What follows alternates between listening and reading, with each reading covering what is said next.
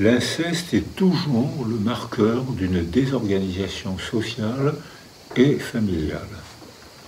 Quand une famille, quand une société est organisée, quand une famille est organisée, il y a des rôles parentaux qui sont imprégnés dans la mémoire, et il y a très peu d'inceste. C'est les psychotiques, c'est ceux qui ne se rendent pas compte de ce qu'ils font, c'est-à-dire un tout petit chiffre de la population. Or, actuellement, on constate qu'on évalue, l'INED, l'Ipsos, évalue à 3% de la population qui ont subi l'inceste. C'est un chiffre vertigineux.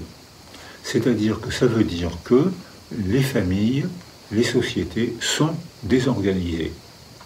Et quand une société est désorganisée, les enfants sont errants.